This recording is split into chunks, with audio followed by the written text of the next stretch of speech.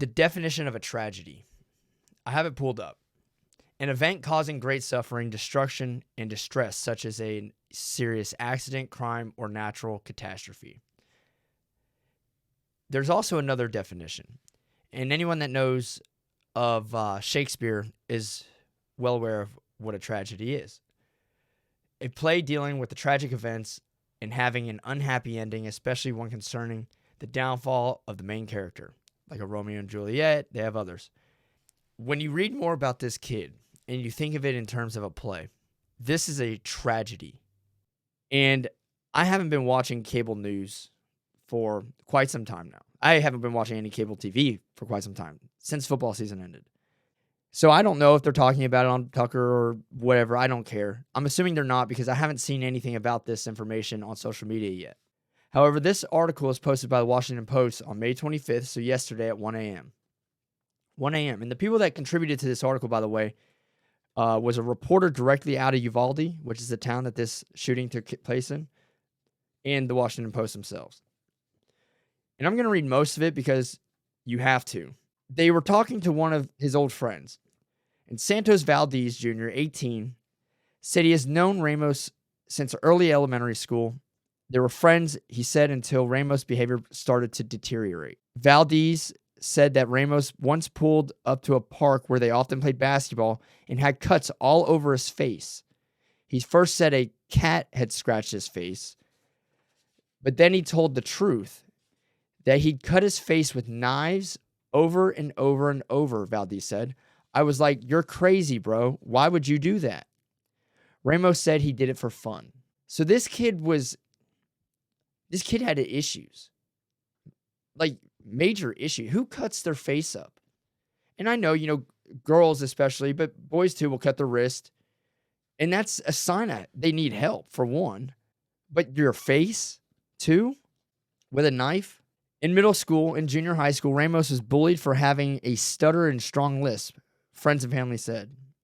Stephen Garcia, who considered himself Ramos' best friend in 8th grade, said Ramos didn't have it easy in school. He would get bullied hard, like bullied by a lot of people, Garcia said, over social media, over gaming, over everything. So he's being picked on. Apparently he had a lisp and a stutter. And I know how that feels because I have Tourette syndrome. I got in a lot of fights in middle and high school because of it.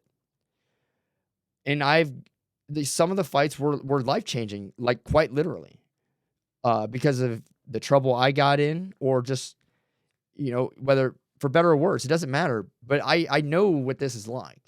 One time he posted a photo of himself wearing black eyeliner, Garcia said, which brought on a slew of comments using a derogatory term for a gay person. So we know the word. Garcia said he tried to stand up for him, but when Garcia and his mother relocated to another part of Texas for a job, he just started being a different person, Garcia said. He kept getting worse and worse, and I don't even know. So he was on a declining mental state for quite a while. When Garcia left, Ramos dropped out of school. He started wearing all black, Garcia said, and large military boots. He grew his hair out long. He missed long periods of high school, classmates said, and was not on track to graduate with them this year. That was confirmed that he was a high school dropout. Ramos' cousin, so the shooter's cousin, Mia, said she saw students mock his speech impediment when they attended middle school together, then complained later to his grandmother that he didn't want to go back to school. He wasn't very much of a social person after being bullied for the stutter, said Mia, who spoke on the condition that her last name not be used because her family does not want to be associated with the massacre. I think he just didn't feel comfortable anymore at school. He appears to have sought social connections online as in-person friendships with peers complicated and soured. Garcia and Ramos often use the Yubo app, a platform where users can swipe on each other's profile Tinder style or hang out in live streaming rooms and virtually meet other users by playing games and chatting. Before the shooting, he posted a photo on Instagram of his new gun collection, tagging a woman who later said she never met him in person but had previously accepted his follow request. Valdez said Ramos drove around with another friend at night sometimes and shot at random people with a BB gun. He also egged people's cars, Valdez said. So this kid would drive around shooting people with a BB gun. By the way, BB guns are dangerous. I've been shot with a BB gun, and I know many people have, but they can be dangerous. That's not just something you just go around shooting people with. It's not okay. And egging cars is very destructive. That's not just some, minor deal. 2 months ago, he posted on Instagram story in which he screamed at his mother, Adriana Reyes, who he said was trying to kick him out of their home, said Nadia Reyes, a high school classmate who is not related to the family. He posted videos on his Instagram where the cops were there, and he called his mom a bitch and say she wanted to kick him out. Nadia Reyes said he's screaming and talking to his mom really aggressively. Sorry, they have it written where it's like actually how they're talking, so it's not all easy to read. But he had fighting issues with his mom, and they're threatening to kick him out of the house. But it gets even more insane. Multiple people familiar with the family, including Ruben Flores, 41, said Ramos's mother, by the way, Ruben Flores, I found out in another article, is their neighbor, said Ramos's mother used drugs, which contributed to the upheaval in the home. Ramos has an older sister. She is serving in the Navy, military officials confirmed Wednesday. A woman who identified herself as Ramos's mom declined to answer questions about her son on Wednesday. I don't want to talk about him. Reyes, 39, who they did confirm, and she came out and I think spoke today in another article I read. Flores said he lived next door to the family on Hood Street and tried to be kind of a father figure to Ramos, who had a pretty rough life with his mom. As he grew older, problems at home became more acute and more apparent to neighbors. Flores said he described seeing police at the house and witnessing blow-ups between Ramos and his mother. Ramos moved from the Hood Street home to his grandmother's home across town a few months ago. He said he last saw the grandmother on Sunday when he stopped by the Hood Street property. The grandmother told him she was in the process of evicting Ramos's mom because of her drug problems. Reyes, Ramos's former classmate, said she could recall about 5 times that Ramos had fistfights with peers in middle school and junior high school. His friendships were short-lived, she said. Once Ramos commented to a friend while playing basketball that the friend only wanted to join the Marines one day so he could kill people. The other boy, she added, ended the friendship on the spot. So here's what we know. He has a long history of being bullied. He has a speech impediment, which is a root cause of him being bullied, and maybe some other things. He's had a declining mental state that people have more than known about. These are friends of his or peers of his. An older gentleman, the neighbor, even witnessed the hardships he was going through. The mom was a fucking drug addict. Is a drug addict. I don't know. Because that was this last Sunday. She was going to get evicted because of it. This goes back to what I've been saying on TikTok when I was on the live streams there. We want to talk about the guns. Our politicians want to talk about the guns. The gun is not the problem. They don't want to focus on preventative measures. When Beto O'Rourke goes and decides to interrupt Greg Abbott's press conference, where Greg Abbott is not talking about any kind of solution, he's just giving out information. Just information, that's it. Beto O'Rourke says, let's ban AR-15s and limit the gun use. Well, how about we pick up on signs that these kids are dealing with drug problems in the home? We don't incentivize marriage anymore. We actually disincentivize marriage. The welfare state in the United States has disincentivized marriage to the point that we're having this shit happen. It was being seen in the black community more than others. Now it's being seen in all communities. And more of this shit is starting to occur. This isn't even a class thing. Now, I don't know what his, how much money he had or his grandparents had. I don't care. It doesn't matter because it's screwed up. It's really screwed up that we have a problem in this country where we have torn homes. We have major drug problems. You want to go back to the southern border, talk about the illegals. 92,000 drug deaths per year. In 2020, there was just over 40,000 gun deaths. The majority of those were suicides. You know how many of them were with an AR-15? Less than 1%. 1%. But that's the problem. The AR-15 is the problem, right? So let's ban AR-15s, and we still have 99% of those gun deaths.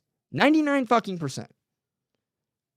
But we don't want to address the mental health problem and the problems that we're seeing. The cops had been at this kid's house several times. He was not under the radar. People knew he had problems. So when I talk about a tragedy, it's fucked up what this kid did, but could this have been prevented? Talk about witnessing the downfall of your main character if this was his story. since middle school. Protecting children goes farther than reinforcing schools, arming teachers, banning guns. It goes all the way back to how can we prevent this? And a fucking inanimate object has nothing to do with it. If a gun killed people, we would be prosecuting the gun and not the person. And that's not how we do it. Why? Because a gun ain't never killed no one. Only people have killed people. The gun's just the means that they did it. And if they didn't have a gun, they'd go get freaking ammonium nitrate, some diesel, and do what the Oklahoma City bomber did. Or they'd go and find another way. They'd go run a bunch of people over with a car like the guy did in Wisconsin. Or they'll just go find one illegally. You know, I've said this too. By the time someone decides they're going to be so sick and go shoot up a school, being in possession of a stolen gun isn't all that bad. Like, that's like the least bad crime in that whole situation. Wouldn't you admit? Someone who's going to go shoot a bunch of kids is more than willing to go find the gun to do it, no matter if it's illegal or legal. It just so happens that he was able to buy it legally. Now, I do agree with having to be 21 years old to purchase a firearm. I'm fine with that. But requiring a license to do so? Absolutely not. Owning a firearm is not a privilege. It is a right. It is in the Constitution of the United States. People need to get over it. It's in there for a good damn reason. And to issue a permit, like a driver's license, no, that makes it a privilege. Driving is a privilege. Owning a firearm is a right. And the moment that you allow them to make you have a license to own a firearm, the government just prices you out of it anyway. What are they going to do? They're just going to keep jacking up the price of that license. They're going to keep limiting what you need to do to get a firearm. And they are going to completely control who has it. So what, we should start handing licenses out for freedom of speech and freedom of religion? Oh, you want to go practice Christianity? Gotta get a license. Fuck that. See, people confused and make it seem like there's a difference between owning a firearm and freedom of speech. There's not. They're both equivalent. Owning a firearm actually protects the right to the freedom of speech and the other amendments, making sure that the government doesn't overstep. The Constitution is not law. The Constitution is a restriction on the government from overstepping the people. It does give our rights. It's literally called the Bill of Rights, the first 10 amendments. Thou shalt not be infringed in the Second Amendment. Why? Because the Founding Fathers knew how important it was that the populace be armed to protect themselves from themselves, because we govern ourselves. We don't have a monarchy. We don't have a king. We are a self-governed republic. And sometimes this self-governed republic tries to overstep. And it's frustrating that I read an article like this that I haven't seen being widespread. It should be. And stuff like this could be prevented. You know, this goes back to the health issue in our country. Oh, let's give universal health care out. Great. We already spend 18% of our GDP. We spend a higher percentage of our GDP on healthcare spending already than any other country in the world. All the ones that have your universal health care, we spend more already. We don't have a universal health care problem. We have a fat problem. And I'm just going to be blunt about this. The majority of issues people have to go and see the doctor for, especially at a young age, would probably be obesity related. The majority of people are not disabled. I'm fine with helping disabled people. I'm 100% fine. We can only help disabled people if we get the people who aren't disabled, who don't need help, to help themselves, start being active, start exercising, start eating right, and being more productive. Then we can allocate more resources to actually help and benefit the people who need it. I think the majority of people, conservative or liberal, would support helping the people that actually need help and not the people who are just, eating off of the system. I'm sorry, but if you want to be 400 pounds, I should not have to subsidize your health care.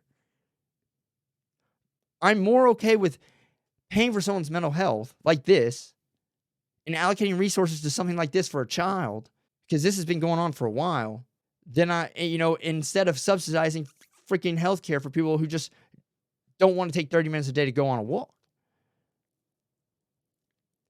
But this is frustrating because the problem is a mental health problem. It's a mental health problem. Think about this. Simone Biles quits on her team in the middle of the Olympics. Oh, mental health, and we feel bad and all that stuff, but we don't want to acknowledge it here because it's the gun. How about the fact that maybe this kid's mom was all messed up on drugs? If 92,000 drug deaths per year. Overdose. You know where the majority of those come up from, by the way? The border. And that's per the government themselves saying that. Oh, but we don't need a wall. And just so you know, it's not just a wall, it's a system. It's a wall that actually limits areas that are open, that allows the Border Patrol to focus resources to those areas instead of having to cover the whole fucking border and not being able to. Will it cut down on everything? No, it won't, but it will stop a lot.